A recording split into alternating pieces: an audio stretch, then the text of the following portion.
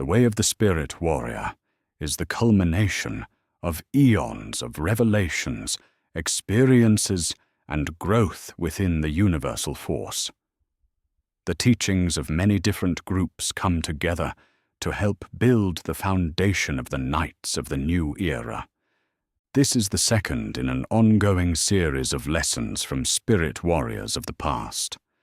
Our first lesson was on the 5 mind states of the warrior, so be sure to listen to that lesson before this one, as it is a foundational lesson upon which this one shall build. For this lesson, we once more return to the Heian period of Japan, to the days of the samurai in their most spiritually evolved state. Bushido, most commonly known as the Code of the Samurai, is built upon 7 powerful precepts. These precepts are vitally important to the warrior, both individually as well as how they build upon one another. A young samurai, often employed as what is commonly referred to as a retainer, would be required to study these precepts to better understand their role and responsibilities. The first precept of Bushido is to build a strong sense of rectitude, or right action. This is one of the easiest precepts to implement in one's life, but possibly the most difficult to maintain. Rectitude is the ethical decision to do what is right, even if it is not popular, comfortable, or convenient. While we each have our own particular sets of ethics, by and large, right action is not difficult to discern. Right action is the foundation upon which we come to understand justice, which is where this precept becomes more difficult. The spirit warrior is burdened by this refined, spiritual sense of right and wrong, but that often does not match up with society's concept of justice. The system is not only flawed, but it is very poorly named. However, that does not give the warrior free rein to deliver their view of justice without legal recourse. It is a fine line to walk, and oftentimes heartbreaking to see how often we fail because of society. The second precept of the Bushido warrior is building courage. As has been mentioned several times in previous videos, the spirit warrior will not be often called by person or destiny to stand in harm's way. But there is always a chance that such may come to pass. It is in this time that we must be able to stand above our fears and face the oncoming danger. It may be a physical assault, it may be a spiritual onslaught, or it may be a natural disaster. But the need for a courageous figure will always be there. One of the oldest recorded samurai teachings relates directly to courage. It says each morning to envision yourself as having died in the most shocking way possible. This is to prepare the warrior for the possibility of a violent end, thus freeing them from the fear of facing their death that day, as they had already done so, and now live the day as if already dead. Courage can become a toxic habit, though. It can lead people to becoming addicted to the rush of a dangerous situation or addicted to the praise offered our heroes and saviors. This can feed the ego, so that the weak can appear to be strong. The spirit warrior doesn't have to be strong all at once, but through the cultivation of courage, they grow true strength and truly become the best version of themselves. The third precept of Bushido is that of benevolence. This was extremely important at the time of the samurai, because their class held great power even into the Heian period, and abuse of that power was not unheard of. Imagine having the legal right to strike down a person in the street over some insult, real or perceived.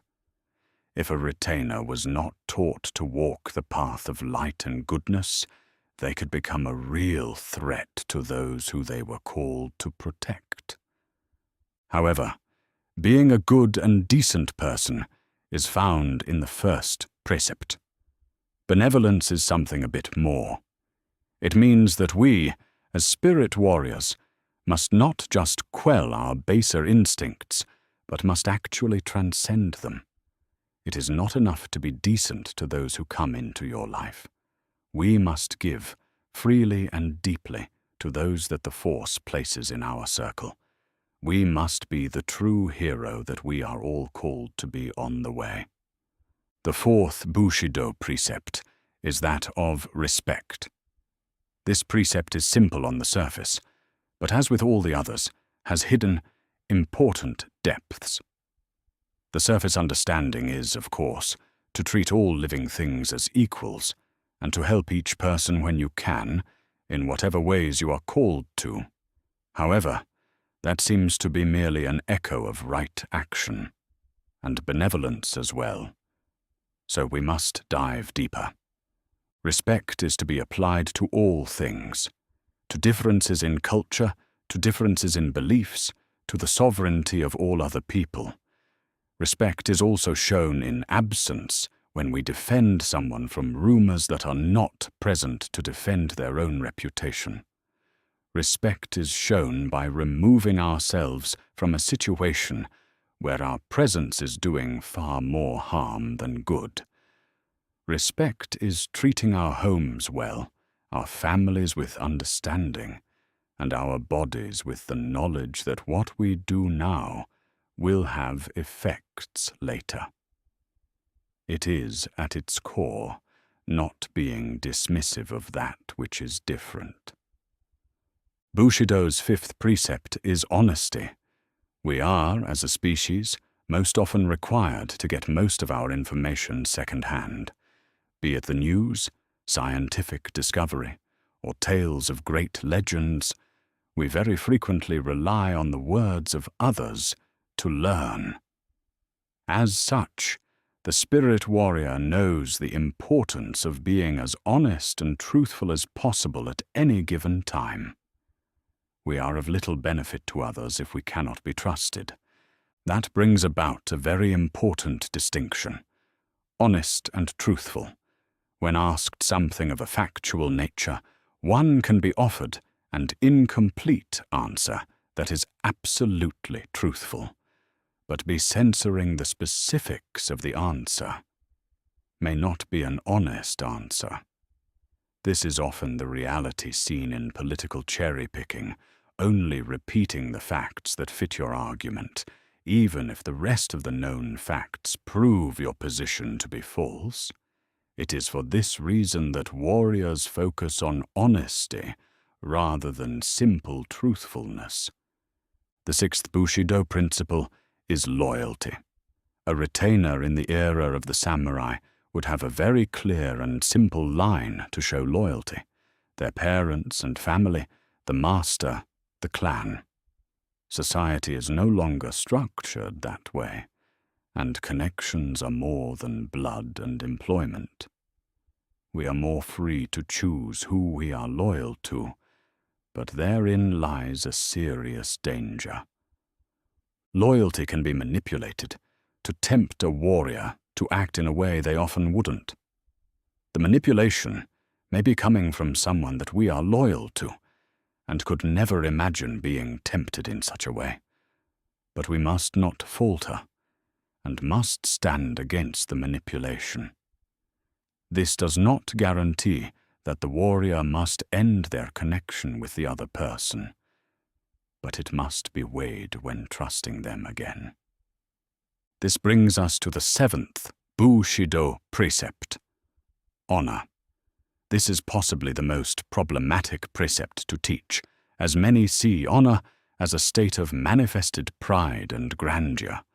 Honor is not loud, it is not boastful, it is not found in stories or trophies. Honor is found in the silent solidarity and solidity of character. Honor often comes at the loss of face or a bruised ego. It is often difficult to be the more honorable person. The samurai cherished their honor above all else, willing to end their lives should they tarnish their honor or that of their family. In the modern era, that is a dangerous line to dance on. The shallow sense of honor can drive people to do things that can cost them their lives.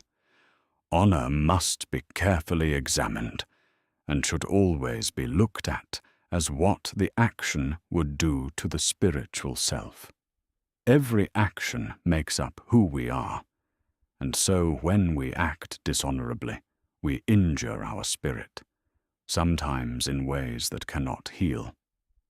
The 7 precepts of Bushido were written in a time and social structure that was already very strict and heavily built on discipline. The modern world is not as rigid, and so many people have added an 8th precept, balance or self-control. Self-control is not just the discipline to do what is needed, but also the knowledge to stop doing what is excessive. It is knowing that extreme training has its benefits, but should not be our state of normal being. We must break ourselves at times to grow, but we must also know when to step back and let things heal. The samurai knew that balance was needed, as seen by their studies of music and various forms of visual and literary art, but these calming practices are rarely discussed in connection to their more strict, sharp focal points. As they knew it, we must know it as well, and must be sure that, while we are learning to elevate ourselves with these precepts, that we do not take to self-deprecation for our imperfect moments. Like and share this video if the words ring true in your soul, and subscribe to the channel to continue on the way of the Spirit Warrior. Trust the flow of the universal force, and it will never lead you astray.